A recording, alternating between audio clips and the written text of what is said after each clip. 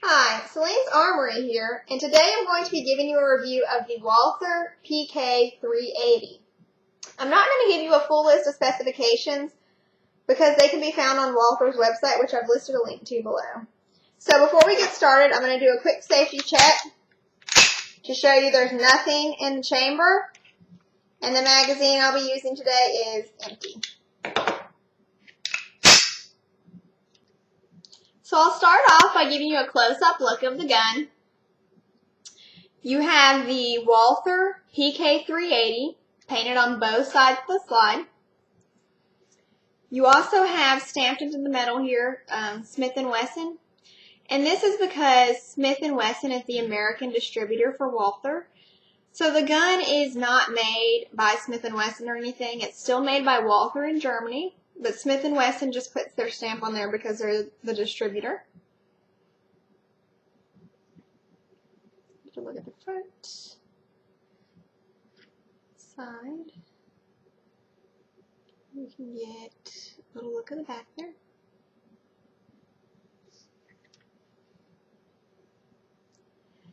So the PK380, as the name suggests, is chambered in 380 ACP.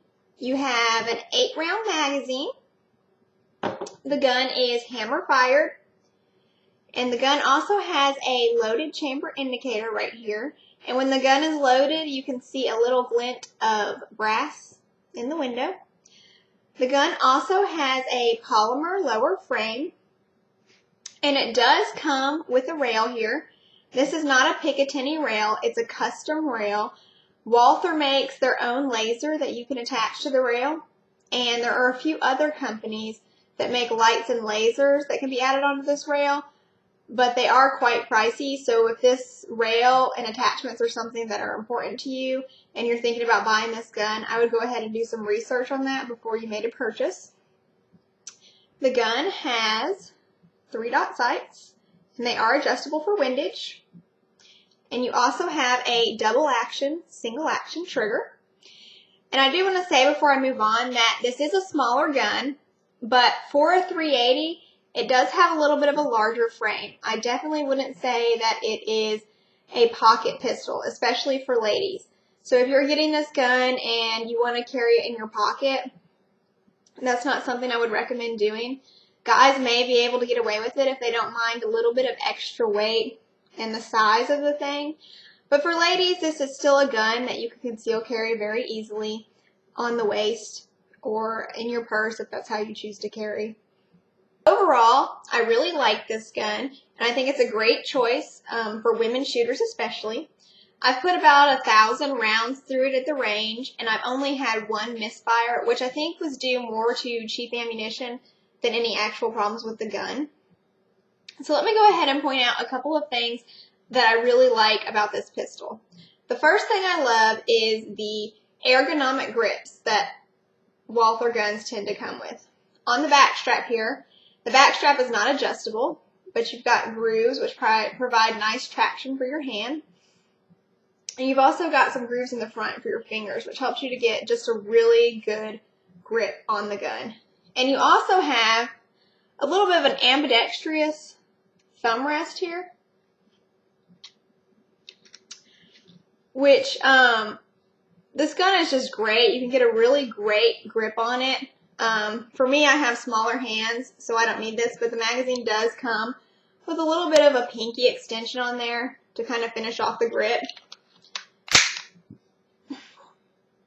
And for you guys out there, both my husband and my dad have shot this gun, and they've been able to get really good grips on it as well. The only complaint my husband really had was that he has larger hands, and his pinky does tend to hang off a little bit. But my dad really didn't have any problems gripping it. There's actually a little bit of room left over when I grip it. But it's definitely easy to get a good grip on, and I would really recommend this gun to women shooters because of that. Another thing I like about this gun is the recoil. It has a very light and manageable recoil. If you're a female shooter and you're just getting into shooting and recoil is something that you're worried about, I would definitely recommend this as a first-time firearm if you're concerned about recoil. And I'll show some shooting footage later so you can get a look at how I manage the recoil and just get a feel for it. Another great thing about this gun is the magazine release. It has a paddle style magazine release, and I can operate it with my thumb. Magazine just comes out real well, shoots right out. And I can also operate it with my index finger. And it's ambidextrous, so you can do it from either side. And it's really great because you don't have to adjust your grip too much if you're doing a quick magazine change. It's really accessible, and you don't have to do a large adjustment to your grip. I like the safety on the PK380 because it is ambidextrous, so you can operate it from either side, and it's fairly easy to operate. When I first got it, the safety did kind of stick a little bit, and it took a little bit of pressure to get it into position. But after I practiced with it and used it more and put my own lubrication on the gun, it was much easier to operate it. I use the thumb of my right hand, but you could also operate it with your supporting hand if you wanted to. Another great thing about this pistol is that the slide is extremely easy to rack. I know this is something that female shooters worry about, along with manageable recoil, and this gun is one that I could definitely recommend to female shooters who are worried about the ability to rack the slide. It's not hard at all. It's really easy. I don't even have to put too much force into it. So that's another bonus. And the slide does have these serrations towards the back to help improve grip. Although I love this gun, there are a few things that I do dislike about it. The first thing is that when you purchase the gun and you open it up in the box, it only comes with one magazine. It would be really nice to have that extra magazine. And the magazines are in really high demand right now, so they're really hard to find. I was able to find another one at the gun show, and I got it for about $35, which isn't too pricey. But I have yet to find another one, and I would like to have 4 or 5 magazines for this gun. So if having extra magazines is really important to you, that's something you should think about. I'm sure the magazines will become more accessible with time, but for right now, they're really hard to find. Another thing is that this gun requires a key to field strip it. If you want to field strip the gun, you have to go ahead and put a key in here and turn it about 180 degrees before you can pull the takedown lever down. This isn't actually something I dislike about the gun, nor is it a problem for me, but I do know that there's a lot of other people that don't like that about the gun, so I just wanted to go ahead and mention it. And I think the final thing is that there's no way on this gun to lock the slide back unless you put an empty magazine in.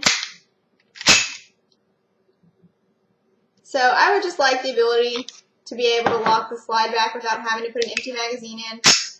But it's really not a huge deal, but I wanted to go ahead and point that out as well. So overall, this is a really great gun, and I would definitely recommend it to female shooters if you're on the market for a 380 or a smaller type gun.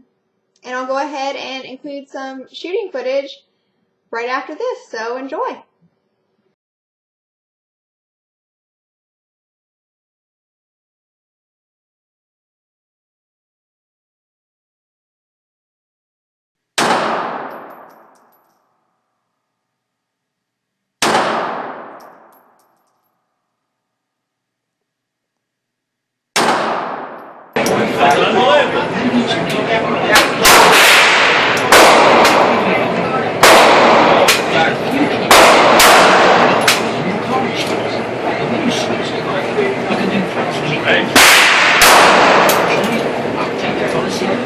Change out.